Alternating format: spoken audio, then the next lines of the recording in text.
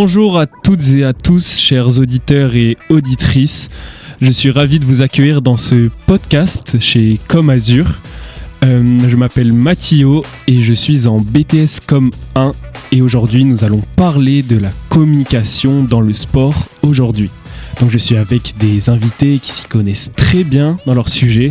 En effet, je suis avec Enoa et Zoé. Enoa qui va nous parler de l'UFC et la communication dans ce sport. Donc je te laisse te présenter. Déjà bonjour, merci, ça me fait super plaisir d'être là avec toi. Et je pense que pour nos chers internautes, c'est pas la première fois que vous nous voyez. Oui, je vais parler, donc comme Mathieu l'a dit, de l'UFC, des sports de combat et un petit peu de la boxe anglaise aussi. Je vais faire un peu le tour, etc. C'est ça. Et maintenant, Zoé, à toi de te présenter. Mais enchantée, moi c'est Zoé, comme Enoa, ce plateau m'est familier. Et je vais vous parler aujourd'hui de la communication dans le rugby, qui est certainement la meilleure. Je ne pense pas. Nous allons voir ça au cours de ce podcast. Donc comme vous le savez tous, aujourd'hui, le sport, ça transmet vraiment une émotion, quelque chose de assez fort pour chacun. Et en fait, on va voir que ça, c'est retransmis pas mal sur les réseaux sociaux, dans la presse, dans les médias. Et c'est ce qu'on va voir justement aujourd'hui plus en détail. Donc, on va d'abord commencer par l'UFC avec Enoa. Donc, est-ce que tu penses que l'UFC aujourd'hui, la communication, elle joue un rôle important pour les combattants dans ce sport ? Je pense d'abord que la communication dans ce sport et dans les sports de combat, c'est le pilier central. Clairement, sans communication, il n'y a pas de promotion de combat. Et sans promotion de combat, les combats sont pas du tout vus. Du coup, il n'y a pas de chiffre d'affaires, il n'y a rien. C'est vraiment le pilier central. On peut le voir dès l'entrée de jeu des combattants. Il y a du trash talk, il y a de tout. Donc ça commence de là. Ok, très bien. Donc pour toi, l'UFC, c'est surtout un sport plutôt violent parce qu'il a souvent cette image de assez impressionnant, de très provocateur. Est-ce que pour toi, il a d'autres valeurs ce sport que cette image qu'on lui donne très souvent ?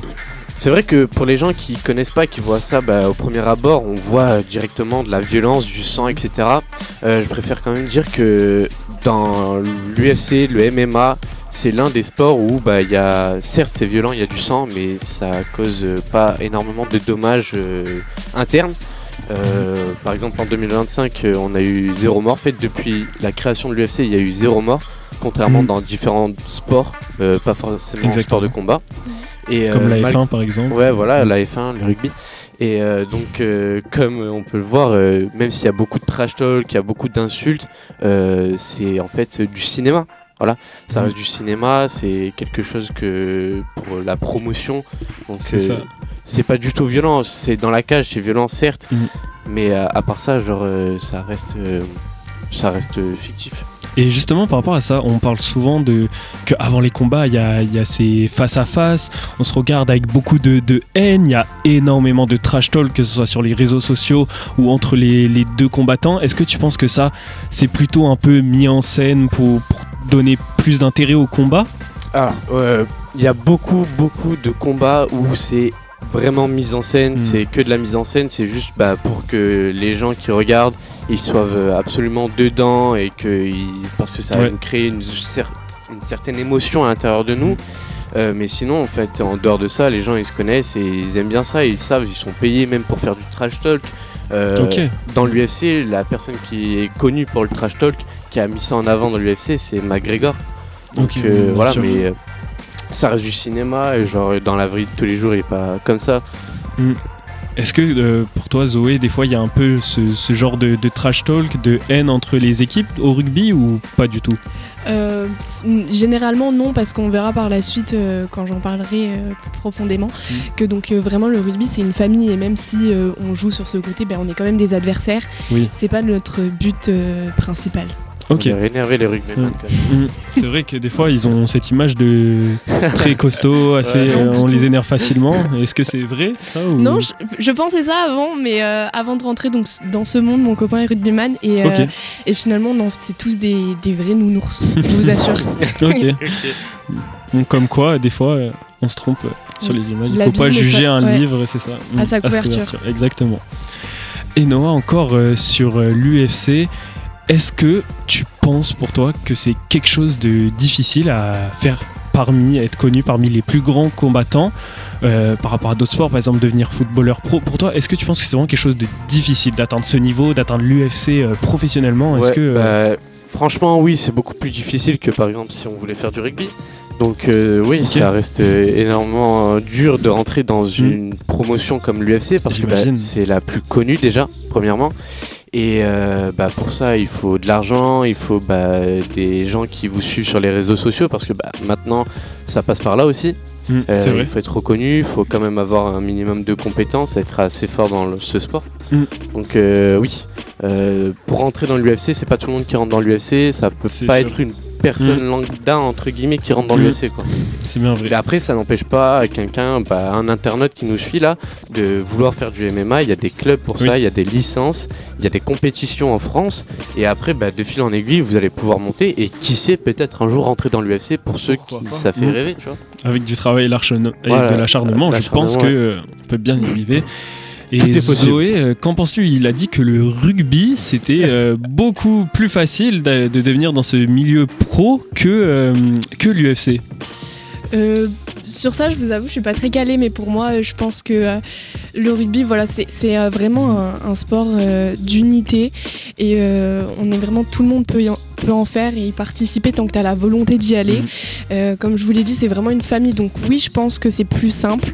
Après, forcément, il faut les compétences et se faire repérer pour gravir les échelons, quoi. Et est-ce que justement dans le milieu, parce qu'on n'en parle pas assez, alors qu'il y a bien sûr des matchs et énormément d'événements, le rugby féminin, est-ce que toi justement en tant que femme tu aimerais faire du rugby, ou est-ce que tu penses que les femmes c'est plus dur d'intégrer un niveau de professionnalisme? Qu'en penses-tu de ça? Oui. Alors c'est une très bonne question. Moi j'ai depuis que j'ai connu donc ce sport plus en profondeur, c'est vrai que j'ai vraiment envie d'y participer. C'est une envie que j'ai, mais c'est vrai qu'il n'y a pas beaucoup de clubs féminins en tout cas. Je sais que là où est mon copain, donc Rugby Club du Golfe, où je fais donc des photos et c'est vrai que le club féminin ne fait plus partie du club parce que malheureusement il n'y en avait pas assez, et c'est vrai que c'est pas encore assez reconnu comme tout sport, mais le rugby est vachement masculin en tout cas, et donc c'est vrai que c'est dur pour une femme de s'y mettre, mais en tout cas ça devient de plus en plus valorisé. C'est positif ça. Est-ce que toi justement qui est dans la com, dans tout ça, est-ce que tu aimerais par exemple promouvoir justement pour les femmes même un club, parce que je suis sûr qu'il y en a plein qui rêveraient de faire du rugby, pourquoi pas t'occuper d'une com pour eux, de leur faire une vraie pub? Ah oui, totalement, c'est une superbe idée que tu me proposes, et ça engage beaucoup de choses, et c'est vraiment très important de jouer sur ces valeurs-là, et c'est quelque chose que le rugby souhaite transmettre, donc pourquoi pas. Ok, super. Et toi, Enoa, qu'est-ce que tu penses? Est-ce qu'il y a assez de communication pour l'UFC féminin? Parce que c'est vrai que des fois, on voit à la télé justement un peu plus qu'au rugby. Est-ce que tu penses que ça mérite plus de place dans le monde du sport, l'UFC féminin? Bien sûr, ah oui, totalement. C'est vrai que maintenant, quand on compare les dernières années, il y en a beaucoup plus maintenant de combats féminins, etc., que ce soit dans la boxe, dans le MMA. Mais ça sera toujours moins vu que si c'était des hommes, malheureusement. Mais je trouve qu'en ce moment, les promotions telles que l'UFC essayent de faire des efforts entre guillemets pour mettre les femmes en avant sur leurs réseaux sociaux. Si vous regardez, si vous les suivez, vous pouvez voir quand même pas mal de femmes en train de combattre, etc. Trash talk, tout ça. Donc c'est cool. Et heureusement, et justement, vous trouvez pas que cette féminisation dans les sports, ça arrive un peu tard? Parce que depuis toujours, les femmes font du sport et font parfois des super niveaux. Au foot, il y a de super actions. Et est-ce que vous trouvez pas justement ils sont pas assez mis en valeur au jour d'aujourd'hui, alors qu'on pourrait le...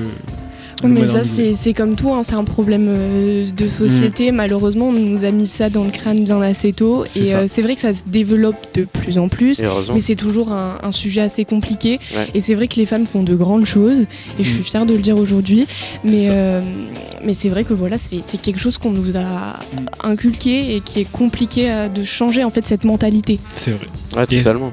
Est-ce que à vous deux ça vous tiendrait à cœur par exemple de faire une campagne de communication pour promouvoir les femmes dans le sport? Totalement. Oui, clairement, vraiment faire une campagne pour la communication, rien que juste même le sport de combat en lui-même, bien sûr, et encore pour les femmes encore mieux, tu vois. C'est ça, parce que c'est tout aussi intéressant. Et justement, quelles seraient par exemple vos idées justement pour les mettre en avant, les valeurs que ce soit des vidéos sur les réseaux sociaux, peu importe, quelles seraient vos idées? Je pense qu'on pourrait reprendre, après je sais pas toi ce que t'en penses Zoé, mais on pourrait déjà reprendre les entraînements, etc. Comme les pros font masculins, tu vois, reprendre leurs entraînements et après mettre en avant les combats, les mettre, il y a des tops, etc. Donc les mettre en avant là-dessus. Moi je pense aussi qu'il faudrait mettre en avant leur féminité, même tout en jouant du rugby ou de l'UFC, en combattant, elles peuvent rester quand même féminines parce que même si on prône ce truc de les femmes peuvent faire du sport, elles sont toujours vues comme masculines en faisant du sport. Et je pense qu'on pourrait les mettre en avant avec, je sais pas, des paires de talons et avec un ballon de football, quoi. Pourquoi pas? Pour en fait prôner cette image de on peut être féminine tout en faisant du sport à haut niveau ou pas. Ouais, totalement. Ouais. Pour tous ceux qui travaillent dans la com et qui écoutent notre podcast, maintenant ça pourra, j'espère, leur donner des idées pour promouvoir le sport féminin. Maintenant, j'ai une autre question. Dans les sports, que ce soit l'UFC, le rugby, le foot, il y a souvent cette tension, cette haine entre les équipes, les combattants. Mais est-ce qu'elle est vraie? Est-ce que c'est pas plutôt vraiment une image qu'on donne dans la communication sur les réseaux sociaux? Est-ce qu'elle est vraiment vraie et est-ce que vous pensez que ça dépend du sport qu'on pratique? Alors, si je peux m'exprimer là-dessus, moi j'ai envie de défendre vraiment mes valeurs du rugby et les valeurs en général. Et je sais que par exemple le rugby, contrairement au football ou plutôt à l'UFC, que ce que j'ai cru comprendre, il y a beaucoup d'animosité. Au rugby, on joue plutôt sur des valeurs de respect. C'est vraiment une famille, comme je vous l'ai dit. C'est très traditionnel, voilà, esprit d'équipe, convivialité. Et ça, on le remarque avec cette fameuse troisième mi-temps. Je ne sais pas si vous en entendez parler, si vous, mes téléspectateurs, vous savez ce que c'est, mais en fait, c'est un moment où tous les joueurs des équipes adverses se réunissent pour fêter ça, et donc c'est vraiment une grande famille.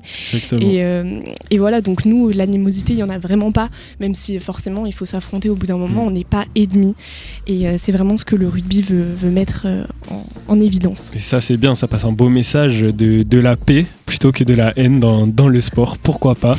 Et Noah, est-ce que il s'agit de la même manière dans l'UFC?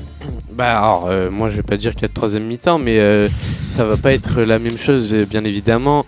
Comme j'ai dit tout à l'heure, il y avait beaucoup de trash talk, beaucoup de mise en scène, donc c'est des choses qui sont dites mais qui sont même pas pensées. Après il y a du bon comme du mauvais dans chaque sport, je trouve. Donc c'est pour ça, après quand le combat il est fini entre deux combattants, ils peuvent se retrouver totalement. On a l'exemple dans la boxe anglaise de Ryan Garcia et Gervonta Davis. Ça a été que du trash talk pendant des mois et des mois et des mois, et on pensait vraiment qu'il y avait la haine. Ils ont fait leur combat, Gervonta Davis a gagné. Quelques mois après, Ryan Garcia a fait un combat. Gervonta Davis a fait un combat, pardon. Et Ryan Garcia est venu avec le t-shirt et la tête de Gervonta. En fait, on voit qu'au final, ils sont amis. C'était juste de la mise en scène pour promouvoir le combat, etc. Et ça a bien marché, ça fait beaucoup de chiffres. C'est bien ça. Est-ce que justement tu penses que tous ceux qui pendant longtemps pensaient qu'il y avait une vraie haine, se détestaient, il y avait un peu deux clans, on va dire, est-ce que ça justement ça leur gâche pas cette envie un peu? Souvent on aime bien à la télé les matchs avec de la tension où on est vraiment pour quelqu'un uniquement. Est-ce que justement là tu penses l'action qu'il a fait, ça a pas cassé un peu tout ça? Non, totalement pas du tout, parce que le combat il a déjà été fini en fait. Cette truc de je préfère ce combattant, j'espère qu'il gagne, etc. Ça s'effectue sur le trash talk jusqu'au combat, tu vois. Et après dès que le combat est fini, il y en a un des deux qui a gagné, et après cette envie elle se perd petit à petit, tu vois. On a toujours un combattant préféré bien sûr, mais on sait que ça reste du trash talk, etc. Donc non, c'est pas... Ok, super, c'est moins d'animosité, on va dire. Ouais. Donc merci à toutes et à tous de nous avoir écoutés sur ce podcast. J'espère que vous aurez appris de nombreuses choses sur la communication dans le sport et sur la mise en valeur de certaines personnes dans le sport, et que parfois on peut se tromper sur l'image que donne le sport, selon la catégorie, selon le type de sport aussi. Et merci beaucoup à mes deux invités qui ont été très pros et sur mon plateau. Je vous remercie énormément. Merci à toi. Au revoir. Merci de nous avoir écoutés. Au revoir. Au revoir.